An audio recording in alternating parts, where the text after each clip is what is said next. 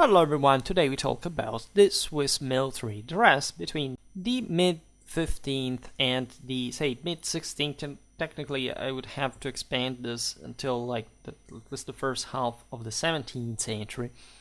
But you know that also the Swiss army sort of reaches its peak by the time of the Italian wars, which is in fact also the moment in which Swiss infantry gets surpassed by properly other military models. We actually already discussed this, made multiple videos on Swiss tactics and the Swiss army. We went on, until the contemporary era on that, and so we have actually to continue with this. I thought that the military dress is an important addition to get significant information about these troops in general, right? Because what the Swiss are able to do from the mid-15th century, it's in fact not lasting as the peak of at that point, like essentially Renaissance warfare, but for a few generations, right? But it is in fact the starter and the one that highlights what often happens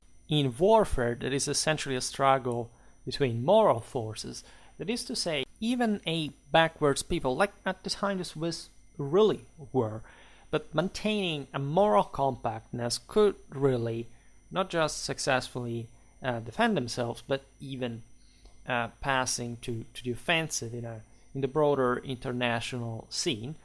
There are, as we just noticed, the particular limits. The Battle of Marignano is actually a stroke of luck in Swiss history, because hadn't they lost that battle, the successful Switzerland that we know today would have not existed, right? They would have engulfed themselves into the Italian affairs, the control of the Milanese Duchy and all this stuff. So it would have been a completely different picture, and God knows what also Europe would have turned out to be. In any case, the Swiss can, of course, boast actually a very few specific peoples in history, and in part also in Europe, like the Dutch, for example.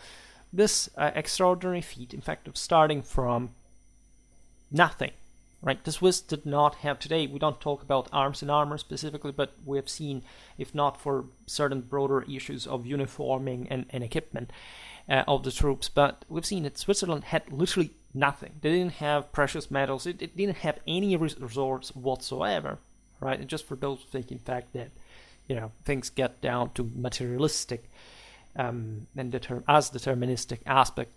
No, history is the best field to observe how reality does not work like that, right? Contrary to others, and instead strive to pretend that is the case, and history makes it fall ruinously, right? And that's why Swiss history is also the one of in a sense, even a simplification of individual training, right? The end of the feudal hegemony, right? The one of the men at arms, right, as the decisive element, and the affirmation of the famous pike squares that in that sort of thousands, scale, thousand troop scale, are in fact a Swiss invention. That's essentially what happens here. That are able to pass aggressively, properly on the offensive against the same enemy cavalry and defeating it, and would open, in fact, to modernity in warfare. Something that in the Swiss case was also relatively accidental. I mean, it was wanted, it was designed specifically, but it followed the defeat of Arbedo at the hands of the Milanese, that essentially proved how in that battle even a dismounted man at arms with a, however, longer weapon as their length than what was typically the Vosges, the halberd, not really the pike up to that point. Swiss main weapon, in fact, required a reform of some kind, right? And of course, the peak moment, at least the one of greater, aside from the mercenary phase of Swiss history, the moment of greater cohesion in many ways is the Burgundian Wars, right? And I've made also some videos about the Burgundian army. That's an interesting example of what we were saying. That was actually the most updated army of the time, together with the Venetian condotta, about which I also made a video. And that got obliterated together with essentially the fate of the same House of Burgundy. It was considered the most splendid and rich, right, and advanced of the time, literally on the battlefield, right, and also with the dynastic cut, right, with at least in a male line with the death of Charles the Bold, as you know, and so it's a very let's say it's a very inspiring history from say in the broader historical narrative of the Swiss nation. But when you look at it, right, you realize that this was, as it often happens in history, you can find lots of other aspects. There was, especially in warfare, this was always like on the edge of course, a potential failure. What the Confederates managed to carry out against the Burgundian army was insanely. It was insane, first of all, but it was also insanely risky, just as a broader strategical and tactical feat. Right, that demonstrates how, however, when you are properly led, motivated, equipped trained for the task, the purpose here, where an entire nation, right, starts training its own people, right, in a way that was really unprecedented, because the Swiss were just like essentially they were the mountain Germans, right, and so they were part of that. And the incredibly intricate heraldic forest that you can look at, like in a attempted political map of southwestern Germany at that time, that managed instead to glue themselves together, to coalesce with tensions within were essentially the richest northwestern cities that mostly would put the capitals in, like the mountaineers were this rough people that were, however, brought under that necessary degree of control and discipline by their leaders to perform the famed pike square tactics, etc. They all work together to combine this. And the material side of the story, stressed it, especially again in that video about the Swiss army at the beginning, is quite fascinating, because it shows you how poor actually the Swiss gear really was. I mean, there is nothing otherworldly or technically refined in a pike square, right? But in warfare, the simplest things are the hardest, right? Putting together that mass of troops, paying for it, which costs dramatically a lot, like to carry out the collective training necessary not to lose formation during the advance, and being capable of steamrolling with a sheer brutal force of these guys that were not, again, particularly good fencers, or particularly trained in an individual sense, but they were, again, in that collective way that would push this mass.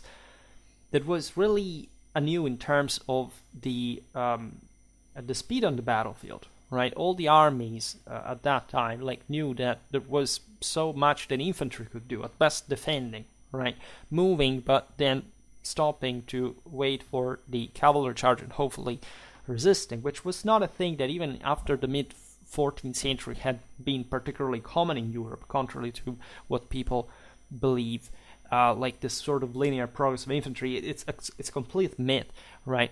It's all really opening to a new phase. In fact, even the same Swiss victories of the first half of the 14th century have literally nothing to do with the Swiss army that starts happening, that is molded from the mid-15th. And again, we will come back on Swiss tactics at some other point, because it's fascinating to delve into this, in fact, quite separated side of the story. I talked mostly about the Renaissance phase, but there is all a medieval Swiss history that, as you know, is quite relevant, and not just from a military point of view. Right. So when you look at the equipment of these guys, you realize also how, it was the sheer will and overall political management, sort of cultural background made the thing, as opposed to banally material, which the Swiss, let's stress this, did not have it. Right. The first meaningful artillery capacity the Swiss had is when they looted the Burgundian parks right after their victories. They had to import this sophisticated technology. Not even the dress, in fact, can be identified as something particularly Swiss, right? Differently from other peoples that had all around already have some sort of fashion, like the French, the Germans, the Italians. And you find all this, in fact, influence in the Swiss themselves. Admittedly, also because we do not have enough sources about the Swiss, which, however, as an indicator, is yet another quite clear, in fact, picture of how primitive in a developmental sense the Swiss were at that point. So there are some bunch of say at some point we will make videos specifically on the arms and armor of this or that type of Swiss trooper, as I'm planning actually to cover the entire medieval Europe and, as you know, beyond. And so we will look, especially in terms of armament, what we're talking about. Today we can sort of look at what this early warriors kind of were, right? If you look at even the few handgunners that the Swiss army had, as you know, the particularity of the of the Swiss army is that it was virtually all infantry. Yes, they had some pocket of cavalry and some gun, whatever, but they were not meaningfully developed arms on their own. You cannot count them as such. Like on the battlefield, in a strictly strategical sense, you have just infantry when you command a Swiss army, right? And these troops are, again, largely composed of commoners, actually, mountaineers, like pretty rough people, so that you can immediately understand the poverty of this equipment. Like, to make the long story very short, we could say that by the late 15th century, like the Swiss troops were normally just equipped with a solid bought helmets. This, had been just for other models, but present as the minimum armor. It was not needed, especially in the posterior ranks when you had all this compact mass in the first place. The first ranks having some sort of half armor, or of course something more tendentially, however, not being overwhelmingly heavy, and simple clothing with tight-fitting hose. Have at some point, like, often striped or particular hoses, and tunic, right, depending also on the weather and more. The White Cross was just like the Swiss field sign, typically worn, sometimes apparently even on the leg, right? There was a great heterogeneity, as we will see now better. Also, the sources are not particularly precise, especially for the early days. They're a bit also the ones of the Swiss mythology as such. And there is a voice, by the way, claiming that the Swiss began the same Landsknecht style of dress that I made a video about. I'm not really convinced this is the case. At least there is this, however, this interesting. Of course, there was a connection between the two, also because, also among the Landsknecht, and there were some important proportions Swiss, especially in the early day, and this sort of characteristic / decoration would have been specifically what, after their victory at Grandson in 1476 against the Burgundians, the Swiss patched their ragged clothing with captured silks, right? And so the German soldiers would have eventually copied this, right? And so the model would have been a Swiss one. Actually, the most sort of flamboyant style see among the Landsknechten is something more directly inspired to the Spanish, but especially modeled on the basis of properly the societal role that the Landsknecht had in the empire. And again, I explained this thoroughly, especially in that video about the general introduction to the Langsknechten, and we will have to come back on them prepotently at some point. All right, and indeed, it is true that some Swiss themselves would, like when the Langsknechten were developed, etc., would even look similar to them. But there is a problem of sources, because certain, especially like from very famous book about Schilling, etc., manuscript illuminations that tended to depict the Swiss in a bit more of a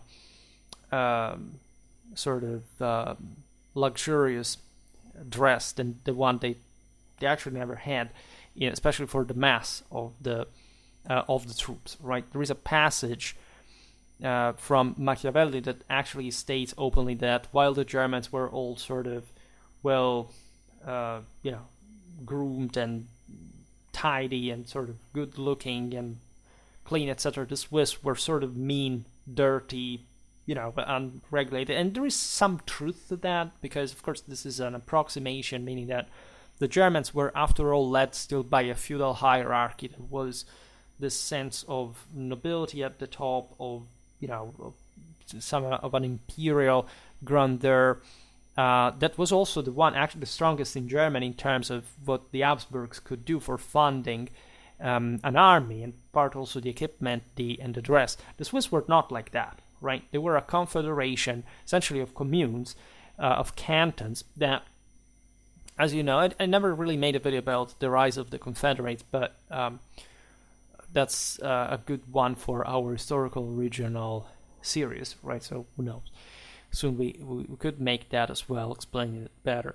But it's exactly these mean troops that would, as you know, change a big deal, especially for countries like France, right, that began to use essentially only, or almost virtually only, Swiss infantry in their armies. I made a video about the native French infantry development throughout the 16th century. It was a very tiring story. The French nobility did not want to arm the masses of the what was otherwise an incredibly powerful demographic potential, of course, of France, the largest country in Europe. If the French had done that, they would have likely won the Italian wars, right? The Spanish, the Germans would have not really had much to counter them at that scale. But of course, the aristocracy, for also sound reasons of political control, did not want to do this, so they began to hire the Swiss that were, after all, next door. And especially after the campaigns, after having been paid their fair price, would come back to Switzerland and not to France, where they could have constituted instead a sort of class of combatistic veterans trying to arm a revolution or something, which in French history is something really happening more often than we see. There is not just the French Revolution. There is also the Fronde. There is the wars of religion. There is the Jacquerie. So it's something really you got to understand the French aristocrats for an insight, right? So that when you look at this picture, yes, this maybe during the 15th century have you still see separate hose, for example, worn by the Swiss, that were gradually replaced by one piece, which was higher waisted and bore a separate flap or cod piece, right? There were also, like, we don't talk about flags today. At some point we will do it, because Switzerland is, I have also made flag videos for that matter. Switzerland had all these different cantons. They're very interesting to just look at, or you think about the bowl, like the Unterbe, like really, it's part of that heraldic forest I was hinting at before. But starting from the Burgundian Wars, that are sometimes also, again, better documented than other Swiss exploits of later times, is really the moment of glory of the Confederacy. We realize that it's difficult to be precise about Swiss costume. even for the second half of the 15th century, right? And as I was saying before, there wasn't really something like a Swiss national style of clothing, right? These were, again, they were Germans, like they were largely like sort of Swabians, like they, depending on like how eventually these different identities were molded properly in a political sense. But there was a general German style, a general Burgundian style, a general Italian style. These fashions were essentially the main influences within the same Switzerland that, as you know, had been sort of aggressive already, had been fighting against Savoy, against Milan, and now was getting into like really a big deal of a confrontation with the Burgundians, the Burgundian state. So the poorest Swiss, considered this, are rarely depicted in the sources that we have, because if you make just one of these illuminated manuscripts, which are essentially the major source of information on the Swiss, that also were very sort of isolated, like they were in their highlands, in their valleys, in their surrounded by mountains, were very jealous about, even for example, the secrets of their pike square training. This was happening like while the foreigners, the neighbors, were not watching, right, as away from their side. And so whoever would eventually depict the Swiss later on, during, especially like for what had happened during the Burgundian Wars, they would of course represent them in a way that follows just, of course, the art, the discretion, the license of the miniaturist, of the artist, and that would not necessarily be interested in depicting just like a dirty, stinky, average commoner of in the Gewalthaufen. What was the point of that? We hardly see it for other, other peoples as well. The mid 15th century is a moment of a radical and brutal consolidation of the Ancien Regime states. Manuscripts are mostly issued by, the nobility or some sort of a patriciate that is not interested in fourth estates, right? Because objectively, who is ever, and they wanted to represent something a bit more colorful, something more representative, right? So it's difficult for us actually to see what properly the average rank and file Swiss would, right? When you look at, we talk about officers, of the guys in the first ranks, of course we get something better, we have a better idea of what they looked like because they were cooler. These other guys that actually made, however, altogether the mass of the phalanx that would push and steamroll even the most elegantly clad men-at-arms out there and walking on their corpses is not represented.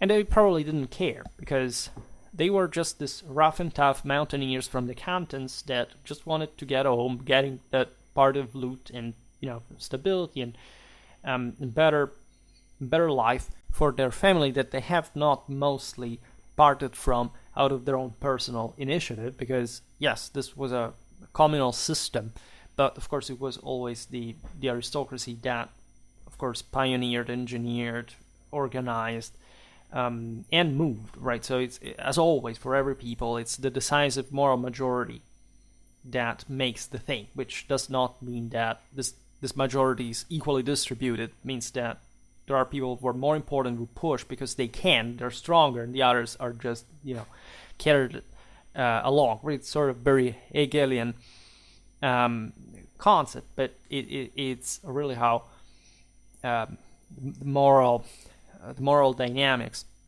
occur, right? Even when the poorest folk are represented in a Swiss context, they do not seem to differ particularly from the troops of other countries.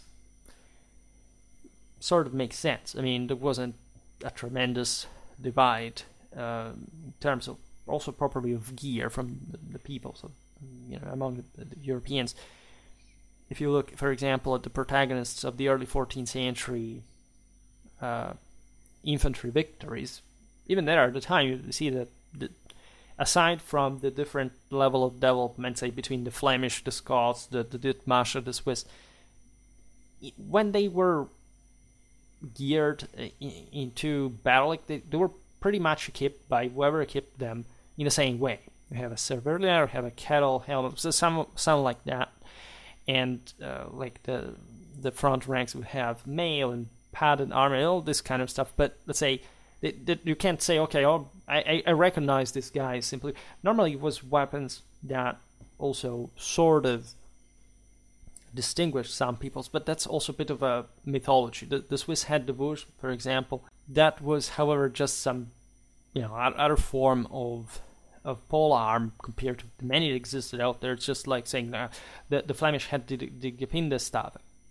And we do not even technically know how it was made. You can sort of iconize popularly the sort of spiked club like the Gödendag. It wasn't even actually called, in fact, like that.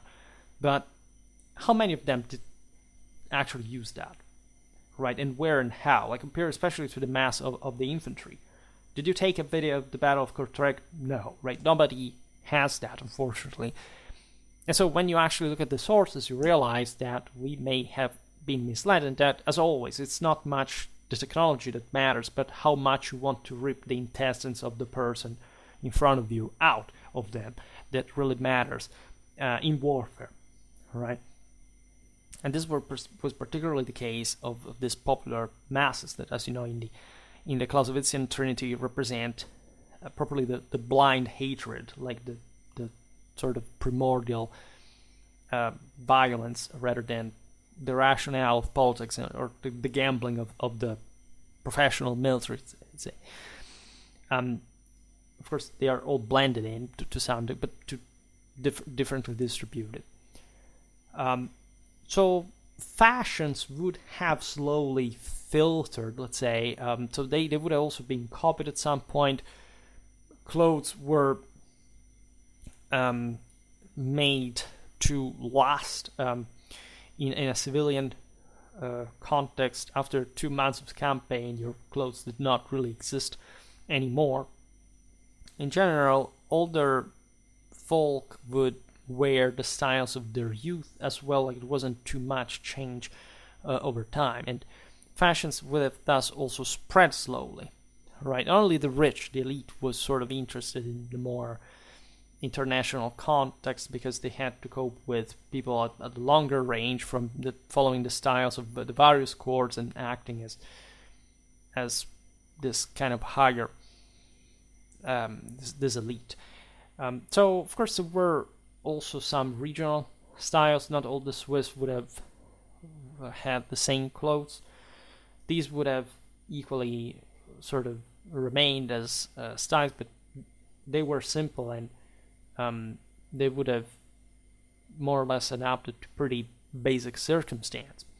We have little evidence in the first place of all this, right? So when you look at the winter and traveling clothes, boots, etc., we don't usually know them because they're not illustrated normally. And without any doubt, especially at this point in history, there was also an enormous variety depending on a single person, right?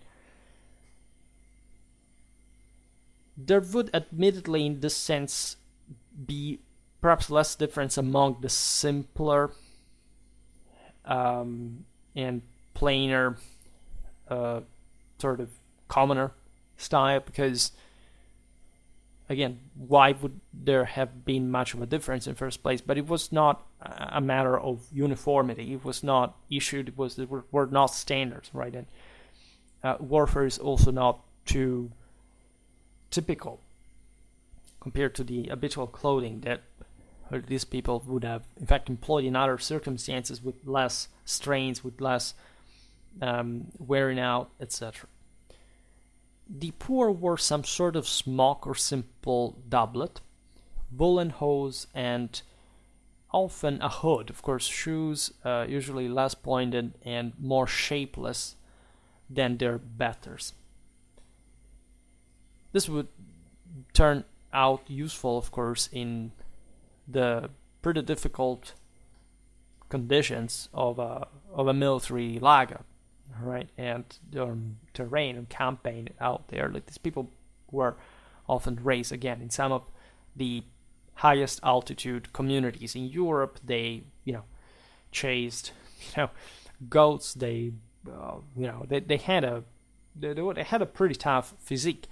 These were populations that had been struggling with the mountains for a millennium at that point. Some of the descendants of the Alemanni that had taken refuge in Theodoric's kingdom after having been crushed by the Franks at Tolbiac and being, in fact, squeezed against the Alps, this fearsome barrier in a quite tough terrain. This was important to give that basic degree of toughness to the Swiss infantry. And that didn't make their tactics, would have just had them be cut down like grass by nobiliar cavalry, hadn't they been trained with the money of the greatest patricians of places like Geneva or Zurich, etc.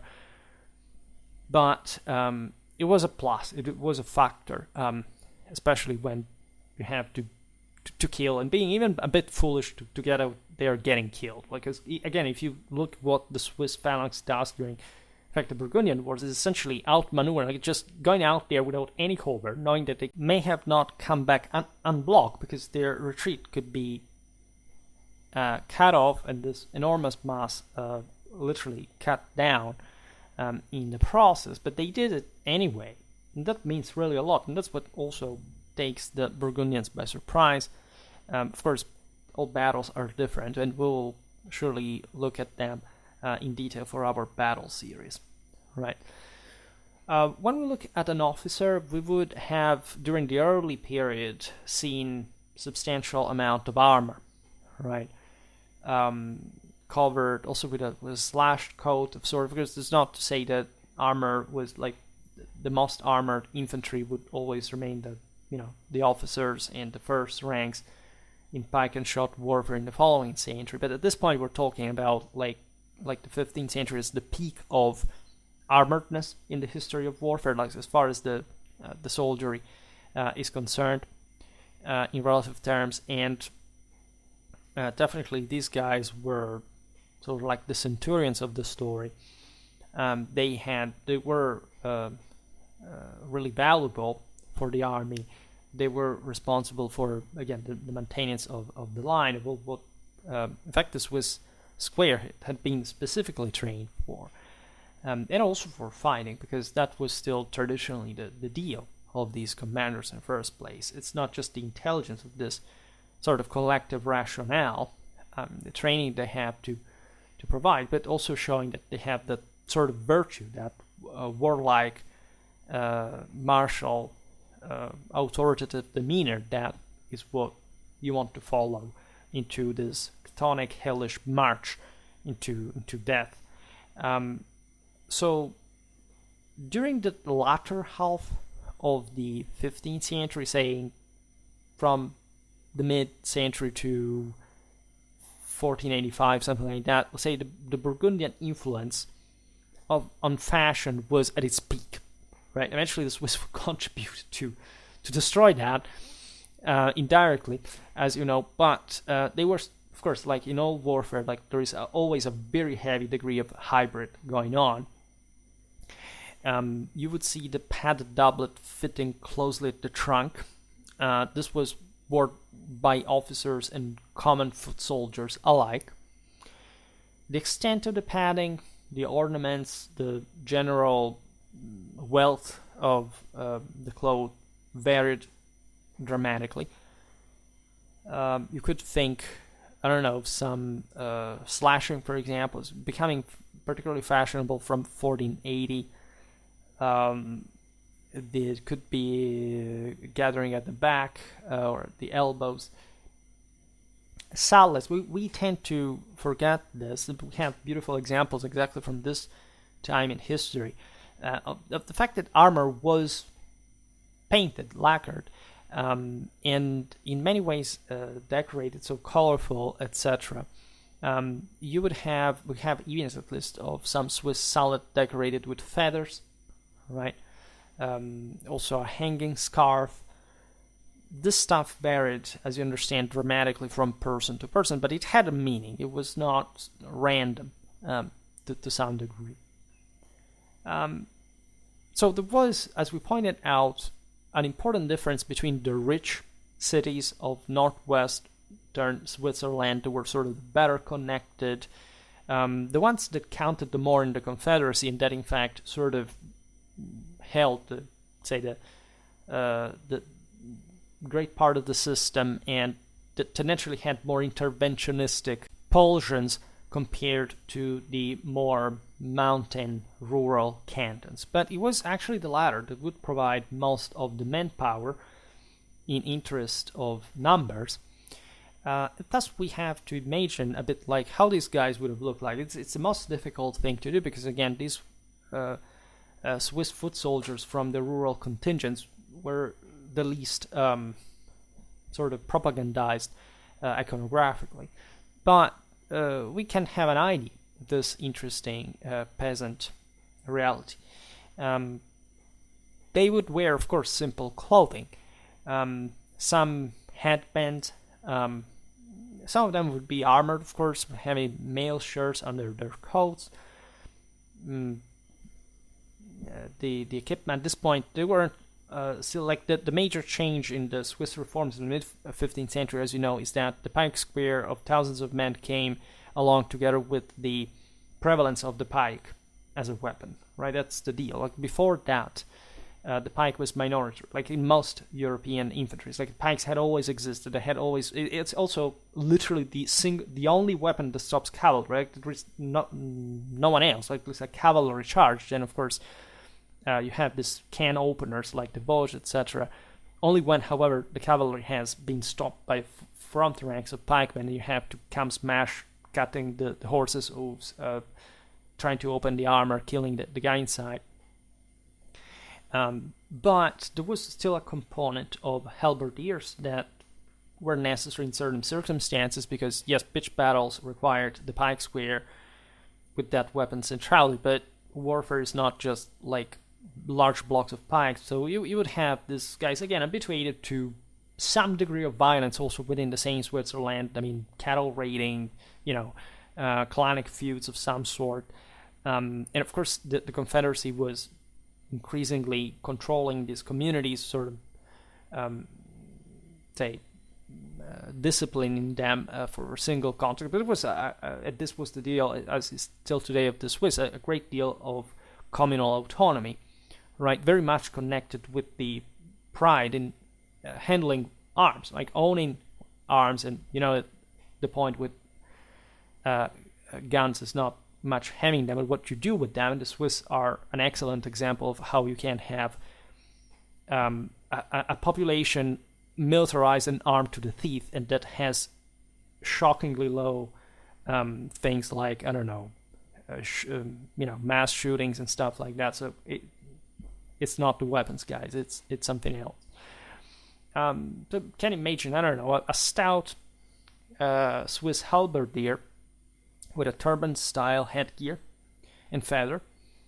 Even regarding the size, yes, like a mountain guy that has been selected in the generations, just in that incredibly brutal, nightmarish reality, may have been physically selected in a way that others aren't. But of course, we don't have to think about this. We know what people in pre-industrial societies in the rural areas look like. They look pretty much like garbage. So this was pretty much the truth for the peasantry worldwide in many ways. But let's say, that's the point. It's how they were put together as a unit and how they were trained, how they were motivated, and it's always the mind that makes the difference. After all, it's capable of elevating the body to that level. Now, long swords, Swiss daggers, they were a thing. Again, these guys knew how to cut throats of animals, of skinning them. Living out there in the wild, they had their own fellow, trusted side weapons and more, and they knew how to use them.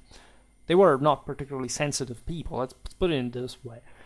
Now, there are different sources, as we were saying before. Schilling is the most famous. I used lots of pictures here. The beauty of these is that they're all public domain. I don't even have to make that long list of credits at the end. There is also Chakhtlan.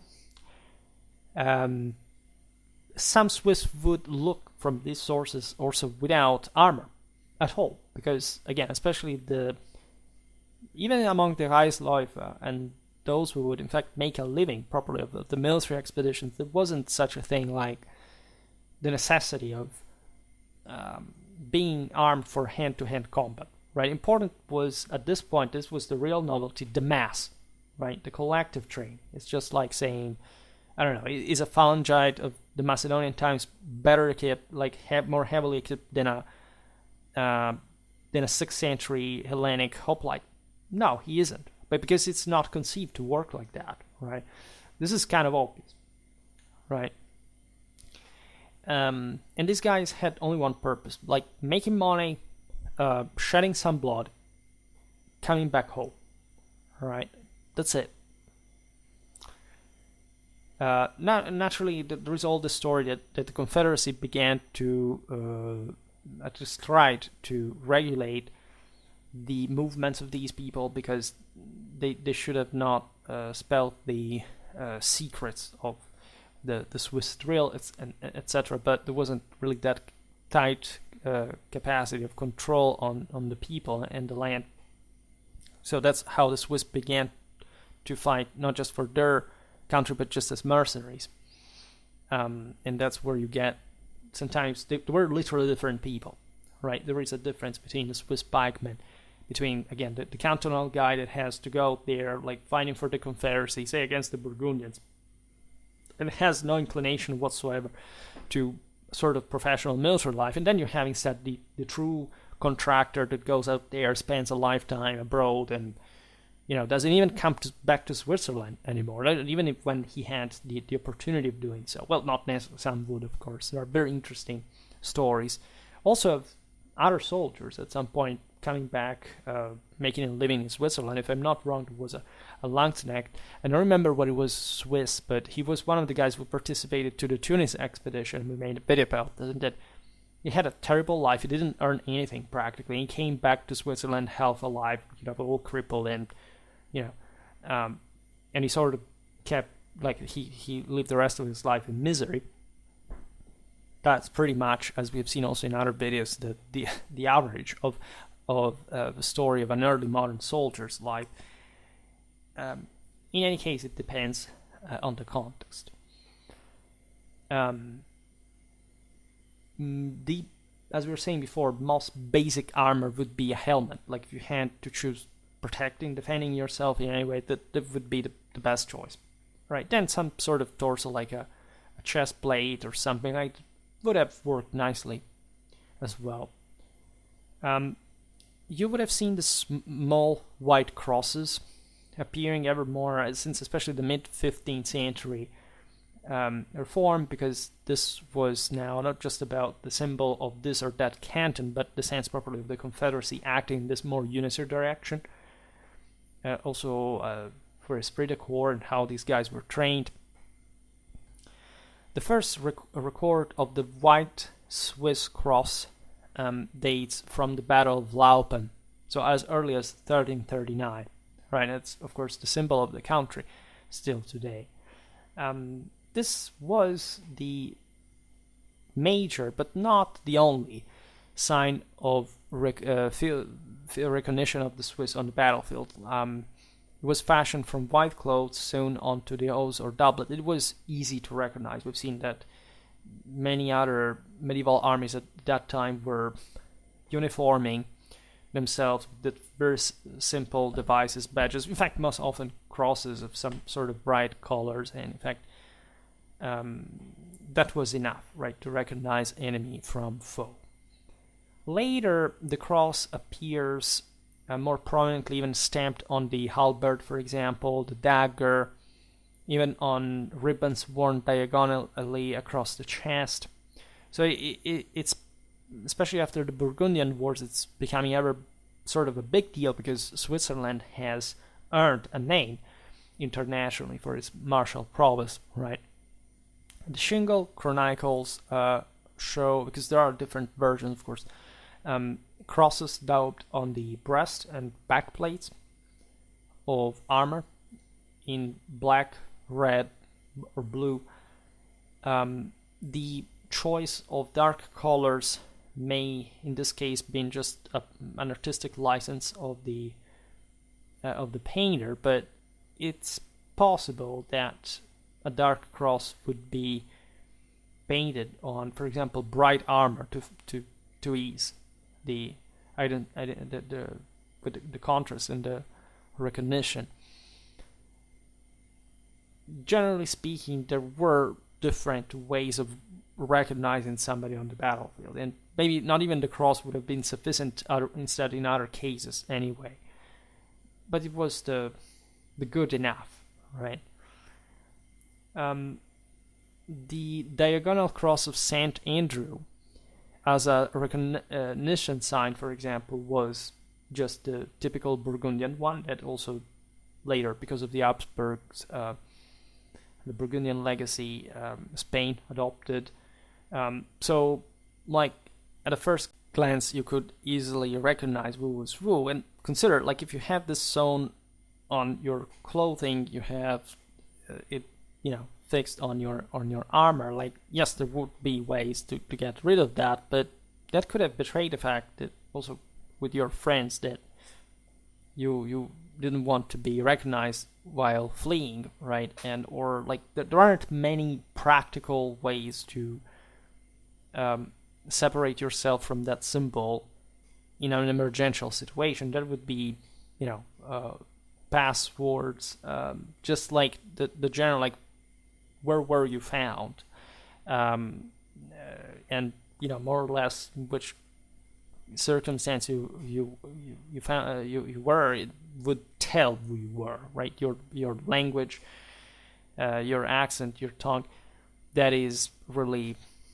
all together playing. We do not know also how much uniformity existed as far as the cantonal colors, right? Because of course there was a level of Swissness, let's say, imposed as the mean of uniformity, and also politically over the cantonal autonomy, right? And the cantons themselves had at some point also limited resources, whatever, but there was some way, of course, of distinguishing each other from within the same Swiss background. Just we do not know exactly how it worked. The chronicles illuminations, for example, show cantonal colors, but not in a uniform way, right? So that color would have been felt more by the guy because, of course, he was more attached to the canton than the confederacy as a whole. But in this sense, it was left a bit more to his own care rather than somebody just issuing this for him. It would happen as well at some point. The more the Swiss, like, generally developed, like, together with Europe in as a whole, the armies and so on. But this early in time, right, we think that things work in a different way, more often than not.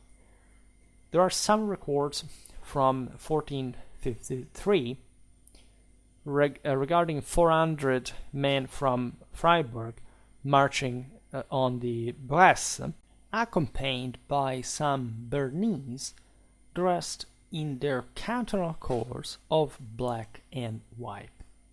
Right.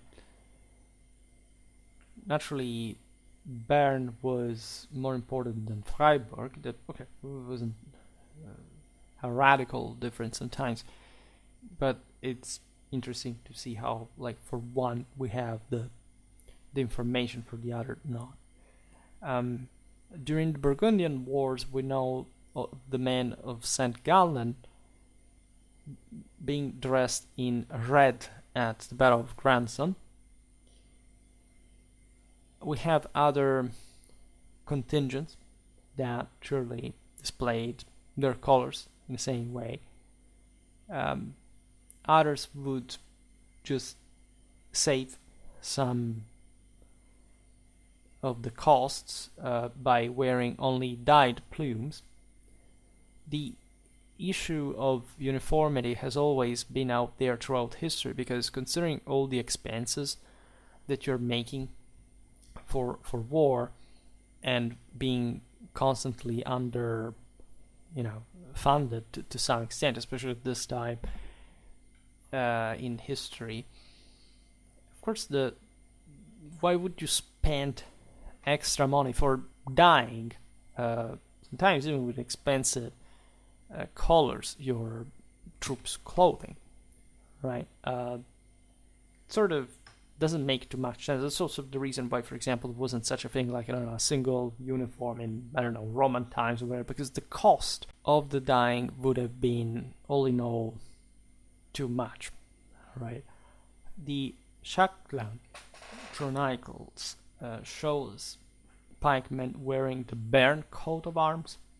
This was yet another device you could display. Specifically the bear against a red and yellow shield, soon on the soldier's doublet. We see other troops, for example, cavalry, equipped with, scarves tied around the sallet, right? This is particularly common in Schilling, as well as in other German chronicles. Telling the truth, again, these practices were also shared by other peoples. The crossbows had their own little clothes, right? Especially the mounted crossbowmen used leather to prevent the cords from getting wet, and especially over the sustained cavalcades.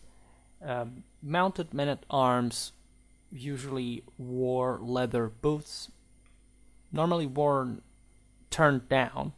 This is at least what the illustrations show us. Of course, cavalry would make an important use of cloaks, just more than the troops.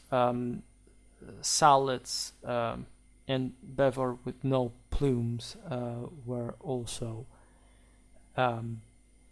seen. Consider another factor, as we were pointing out before, for the artillery. The Swiss would loot a lot of Burgundian material, including clothing, right? So the Burgundians were very well clothed and even uniformed for their time's standards. For example, we see among the dead in these manuscripts high-collared padded jackets, and also large cloth bags for arrows that the Swiss would have been, this is after Schilling, would have really liked to put their hands on quite quickly. It was properly a spoliation of the battlefield after the massacres, in a quite practical and ruthless way. Speaking of armor in general for the Swiss army, as we were saying before, the average infantryman was not particularly protected, right? Schilling, Shetland show often things like masses of fully armored Swiss pikemen. This wasn't surely the reality. You can see their drawings, right? So you know that they are also not particularly there are beautiful sceneries, etc., but they're evidently styled after some sort of almost fairy tale depiction of the otherwise incredibly brutal and traumatically violent and miserable reality of Renaissance warfare.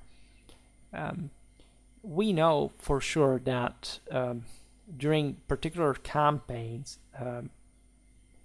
no armor was present, virtually, among properly the pikemen. We know that from records, specifically. For example, in the winter of 1476, when 6,000 Swiss Confederates took part in a march on Lorraine, they literally wouldn't wear anything, not even a breastplate. You would think, but how is this possible? Whatever, because again, the Swiss square did not need that, right? If not in the front ranks, of course, some of these guys would have worn part of that. It's like none of them literally had. But in terms of issuing the armor or even having the possibility of providing it to the troops, like just a very few would have it, to the point that you consider these guys rightfully not armored. They have pretty long pikes. They can't keep the enemy at a distance. They can offend, being offended, but putting the enemy in a particular condition which they have to respond, not necessarily with equally armored troops, because that would cost so much, right? And so you would have also, what do? You don't use other troops because they're not armored. This is how quickly European warfare becomes homogeneous, especially in the West, as far as infantry warfare is concerned, because the pike square wins in that formula, and the same Swiss ultimately gets surpassed by the Spanish, by the Germans.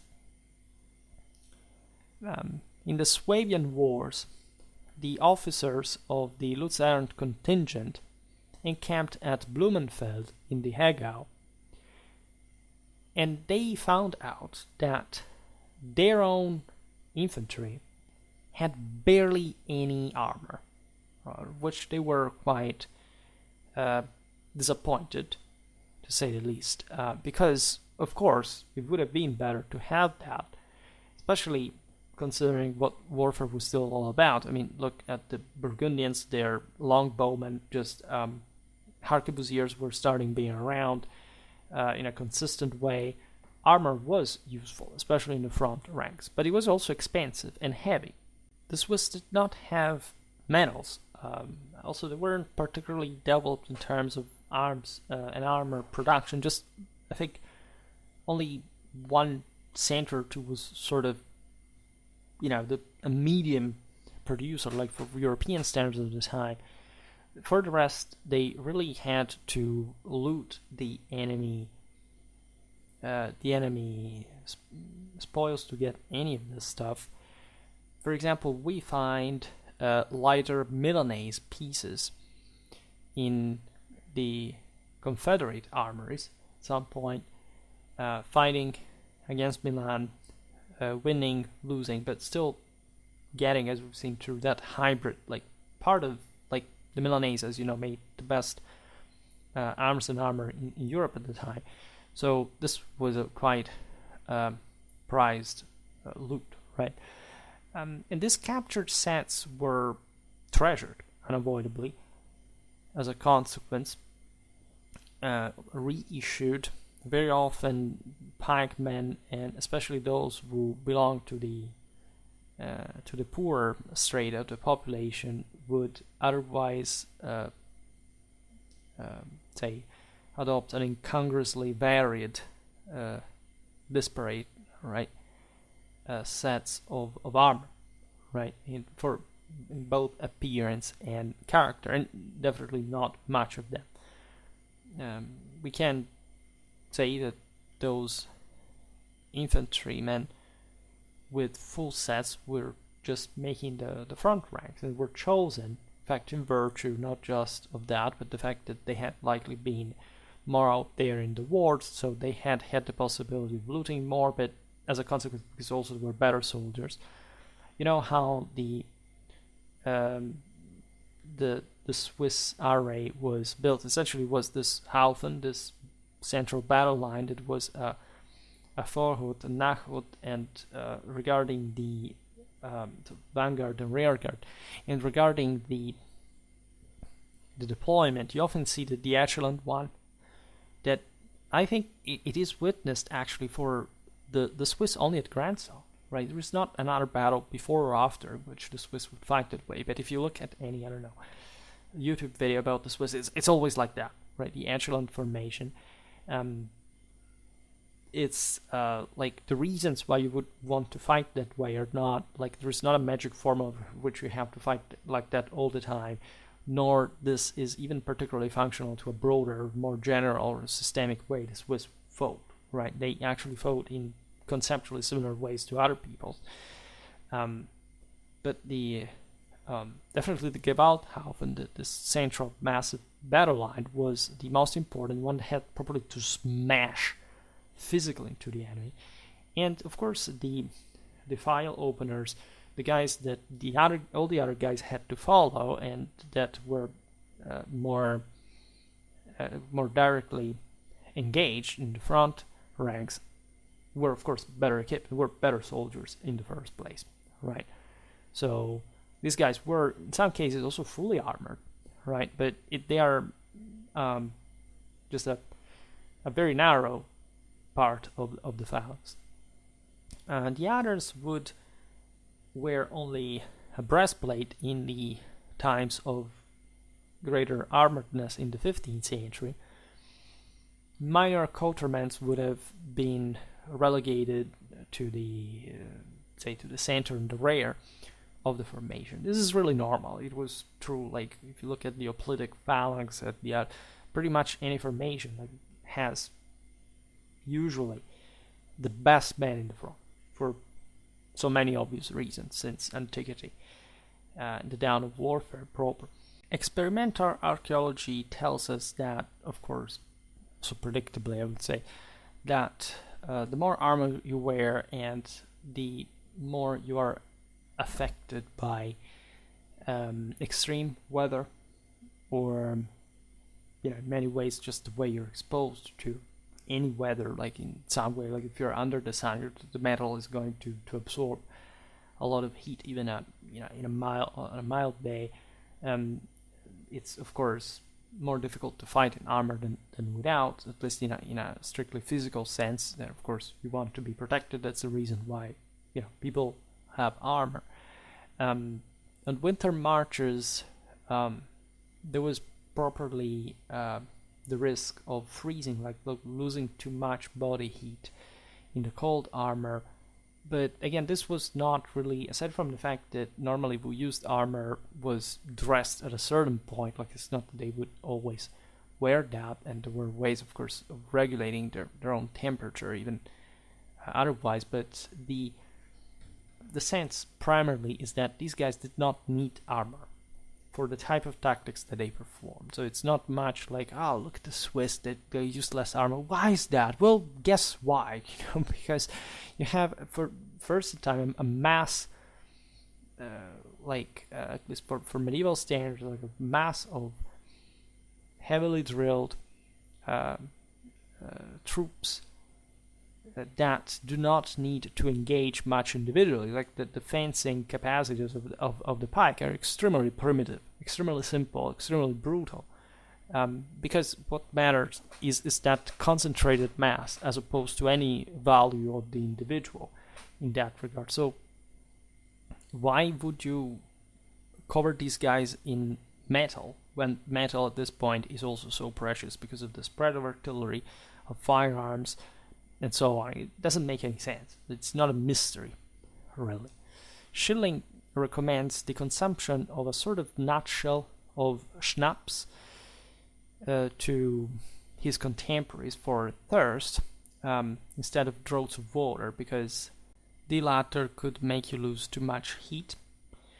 This is kind of real, like if in winter tend to drink less just because you sweat less, but also you feel like the drinking makes you colder. And it's not like the filing rank soldier was particularly well fed, right? So calories were scarce in the first place. Those who would fight in armor were normally better nourished just for the purpose, and so this revolves around status, but also the profession, the craft of arms, depending on who you were. But even at that point, you can't be fighting in very extreme conditions yourself. So warfare is really that messy. What was carried out in Switzerland during winter was a march from Luzern to Grandson. Um, this was organized by the curator and technical assistants of the St. Grandson Castle, and we're talking about 200 kilometers of march, right, in winter like that. And so the problems and the cures that emerged during this experiment are actually quite interesting, right? It's a bit like Junkelmann with the Roman legion across the Alps from Italy to Austria.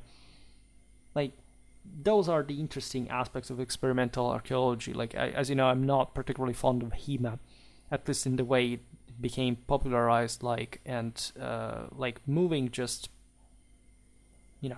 bunch of soldiers, like even more than a bunch actually, across the Alps, right, or across Central Europe in winter. Well, it's an experience that you should make sometimes to understand what it means, right, to move an army as opposed to poke somebody with a stick that you, in a context in which you don't even hate, or you know that nobody's going to die, right? That's actually a much more intelligent way of approaching military history. In any case, we can imagine all a set of just of armor combination. For example, I don't know, breastplates, cervelier. Usually the cerveliers had disc-shaped ear protectors at a point. Some guys would have been extensively protected by plate over a mail shirt. Again, these were the ones in the front ranks mostly. They would be armed with daggers to, in the case they, even as pikemen, they could come to grips with the enemy properly to hand combat. It's at a very close range, or wrestling basically, and needing to stick this dagger in the armor joint to cause effective damage. They would use kettle hats with eye slits. Imagine all the types like Gothic, Milanese. These are the types. At least the major ones existing at the time. The hood could be worn over the mail but under the armor for different reasons. It could be, of course, different levels of, say, padding. The needs could be even just connected with temperature, as we pointed out before, isolating, and again using different layers of also padded armor had been historically a thing at this point. Like, even just the way plate and armor could be combined could be especially in these cases where there was a few armor around, actually quite ingenious. Would be armored gauntlets. Again, the finest pieces of armor were available to the Swiss, but just in very small numbers. Cantonal collars, as we've seen in clothing, did exist. The more, say, we go on, and sort of the more we tend to see that uniformity, even though it's mostly like Switzerland as a whole that is more signaled through such dress. Consider the doublet that we described before. Like, I didn't give a definition, but I think you know what it is. It's a chief upper garment.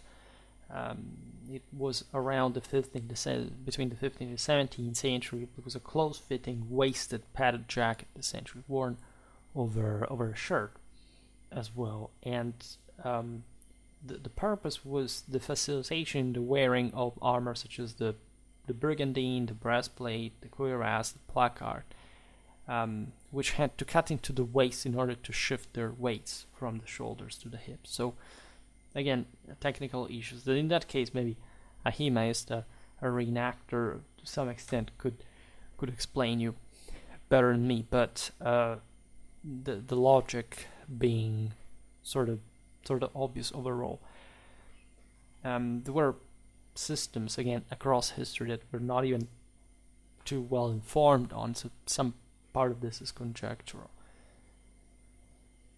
When we look at the 16th century towards some greater uniformity, generally speaking, especially in the training and in the collective formation, like in the homogeneity of the unit, we see interesting things happening. For example, among the standard bearers, like the officers, we talked before about the reciprocal influence between the Swiss and the Landsknechten and the imperial troops proper. We have an interesting iconographic source that is a stained glass in the church at Lenk in the Simmental. Yes, the one from the meat from some Bernese cow that we made some quick lunch for us when we were in a hurry multiple times. And the paths of history. Well, the standard bearer depicted here is fashionably and richly dressed, and this, of course, is connected in part with his rank. The standard bearer had, as you know, a very strong traditional role, the one of properly incarnating, especially the youthful. Like these were sort of NCOs functionally, like they were after the officers in the career ladder, etc. But they were also like from the gentry of the Swiss cities and countryside, and this flamboyant sort of appearance was quite typical of the early 16th century. And again, this Renaissance universal fashion was surely hitting these guys. We see such things like turbans, ostrich feathers. This was actually an opposite, almost contrasting, identificative set compared to the Landsknecht's one. We see the beginning of the famous slashing on the hose on the same source. We see like essentially ties that are still laced to the doublet with points, as is the codpiece.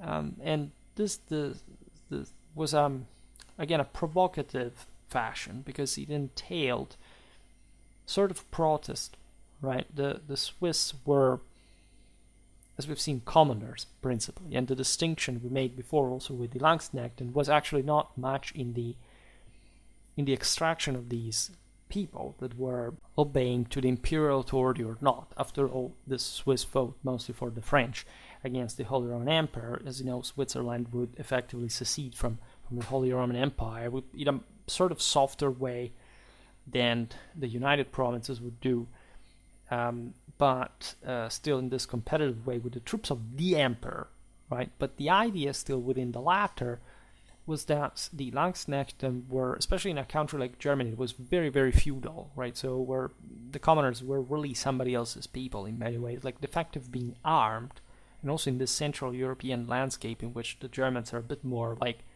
primitively traditional regarding the concept, especially of bearing the imperium, right? And so these soldiers being the ones of technically the Roman Empire, and let's say emerging from the humus and showing off, like in contrast to for example, the aristocracy that otherwise would rule over them had they remained at home, just being humble peasants, right? And so there was this sort of like, okay, we are very vulgar, we want to be that, some sort of punks basically, fighting against authority, but actually for authority, because for the Swiss it's also very ironic that they sort of emerged locally and in a broader, more broadly conceptual way against the feudal hierarchy, but they would go serving France, so the most traumatically aristocratic country you could ever find ever. So of course for money you can really do a lot, and these guys were content with remaining as they would fundamentally independent. Tendentially, in the 16th century, shoes are not pointed anymore, but rather broad-footed. As for the general dress, kettle hat, mail shirts, speaking of armor, the tight hose is always there. At this time, in the Renaissance, we have the beginning of the large padded and slashed sleeves with feathered bonnets, and again all this sort of very flamboyant, extravagant fashion that would characterize the Germans, but in part also the Swiss. And you have in this functionalization of certain gear also because troops are gradually becoming more professional. Right, here we're not like in the time in which there was a broader effort, much in a sense of levy and just manpower, but rather a financial one, right? One of political intervention, sending professionals to that power in the broader struggle of the Italian wars, also intervening, of course, into Italy, for example, in open ground, getting beaten at that point. So there was, of course, always that, say, primigenial quality of the Swiss acting as a single people, but gradually you have also these guys becoming ever more professional soldiers as opposed to the general levy of the first days. This comes with some changes. Well, again, this is part again of even the fashion is a bit like the homogenization of those tastes that this essentially proletarian professionals were doing, like showing off. They were rigidly under the control of somebody else, like Switzerland, of course, was again a confederal system, was a bit different, but as we've seen, they were serving the French, the Landsknecht and counterparts were serving the emperor. There was some sort of equivalency there in the hierarchical sense of this multitude, this masses of pikemen being just commoners paid at that point by someone for what they were doing. In terms of practicality, you see the aforementioned bonnets, for example, worn over steel caps, so that you have the fashion like becoming a sort of uniform proper and integrating with the actual serious protection. Right, these guys looked like having these hats, but there was also, of course, a helmet underneath. The bonnets could also be tied on the head with ribbons, whatever. This is just like speaking of fashion, strictly speaking, but the practicality, right? In the drawings of Nicholas Schraden and the one of Schödeler's Chronicle, we are respectively around 1500, 1515, right? There are so many of these details, and one of them is particularly fascinating. That is to say, the small Swiss cross that we've seen at the beginning, being again also proper medieval armies, is becoming much bigger, and normally like also apply them just on the chest in a broader way. The reason being twofold and directly intertwined. I mean, again, the sense of the Confederacy emerging as a sort of unitary system of sort, prevailing on the internal divisions, is true also from an ideological point of view. This broader Swiss symbol supersedes the ones of the other communities. Again, the outside of the main cities, Bern, again, Zurich, etc., the sense is that the smaller, all the others are becoming ever more subordinated to those centers' policies.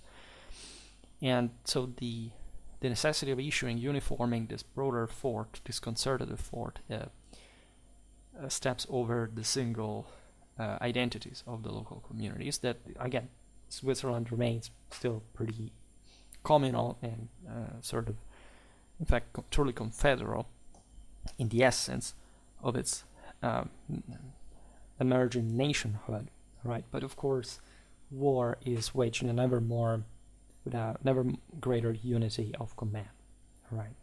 And in part, a bigger cross recognition device suggests that maybe this is not exactly what you see, of course, only happening in the 17th century, the necessity of having units to be more easily recognizable at the distance because tactics were becoming more dynamic, right? The Swiss were actually already by this point growing sort of obsolete in their military system because they were just about this massive pike squares. Again, they got gunned down in a horrifying way at Marignano just because they remained stuck in front of the enemy artillery.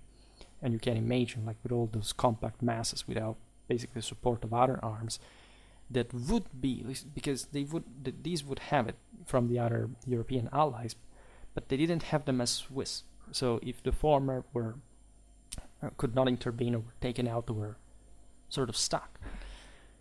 And so there is hardly any dynamism. This is, like I discussed this in my videos about pike and shot warfare. There is, quite pretty clumsy and unwieldy, square at this point, right? And it tends to evolve and to become more flexible. But this follows the specialization to different arms, combining with one another. The Swiss remained with pike at this point, so they can't do much different. And they're definitely not particularly wieldy or whatever. However, still, for recognition purposes, having something that looks more homogeneous, more uniform on the battlefield is useful, right? Especially because, as we just said, the Swiss are fighting together with integrated in other armies.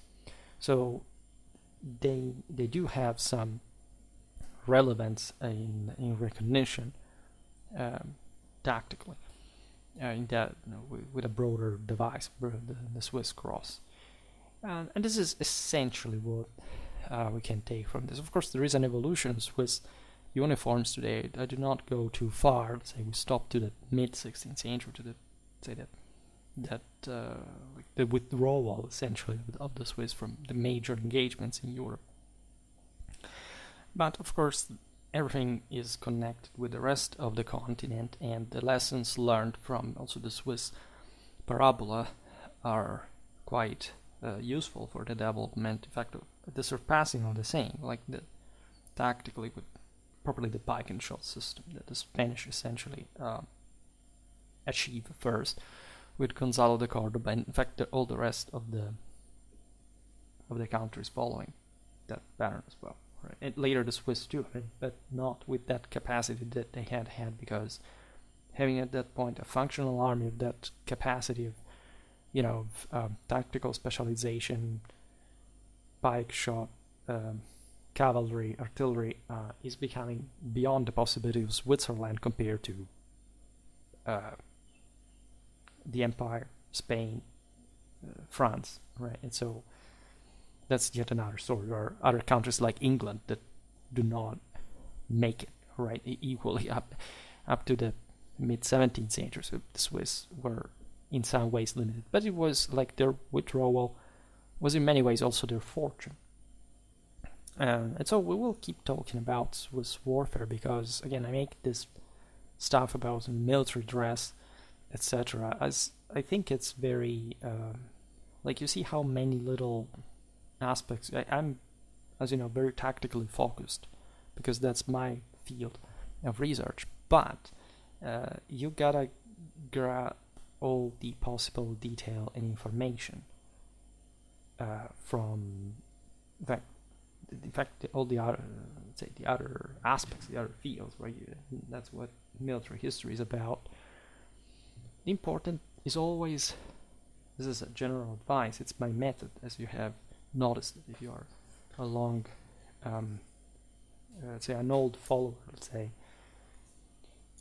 is always posing yourself the question, why was this change, this difference useful, right? In a strict, for the sake of the art of war. I mean, why would these guys do this? Because you understand that not even a single detail we pointed out is disconnected from some function, something that gets down to practical military functionality, right? So that materializes in the way armies fought, and you have to be able to connect it, right? Politics, society, warfare, but also within warfare, understanding always, first and foremost, why did this change happen? What was going on? What is that change within this army as well, right? So always be aware of that, because often on YouTube you have these documentaries that simply tell you, look, let's talk about the Swiss, and they picture you just the Swiss at the top of their effectiveness. They say they kicked ass. Look, they're so cool. They had this kind of armor, right? They don't tell you it's completely flat. It's completely unidimensional. Even when they tell you about the rise and the fall, it's sort of like just the beginning and the end, right, of the video, right? It's just the introduction, the conclusion. It's not like in between why things changed, and because they always change, right? And why this system was produced. You must study that if you really want to understand military history correctly, and especially doing so in a way that, again, makes sense, because you can't invent it either. And so you must say the advantage of being, let's say, of doing this for a living is felt, because you start becoming hypercritical of everything else, not much of the details, but of the way they are presented, right, and why that is the case. And again, like the Confederates are a bit of an evergreen, aside from the American Civil War, yet is another case of evergreen for that matter. But I mean, about the Swiss, will surely make a lot of others. I don't remember how much I did about the Swiss. Let me check. I had surely a playlist about them, but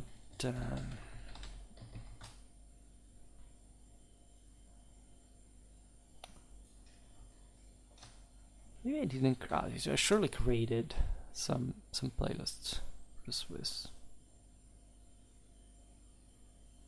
No, or yes. That's strange.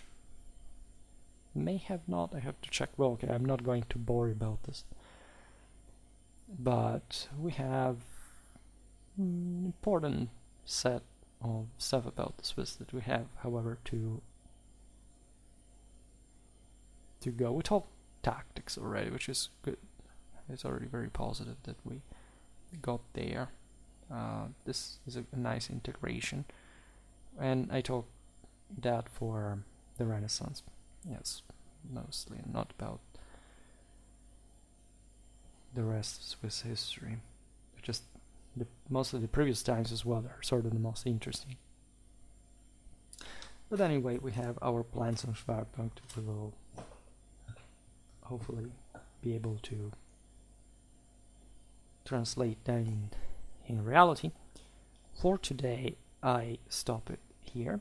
I just hope that you enjoyed this video. If you did, please share it. Otherwise, leave a like or subscribe to my channel if you're interested in my upcoming content.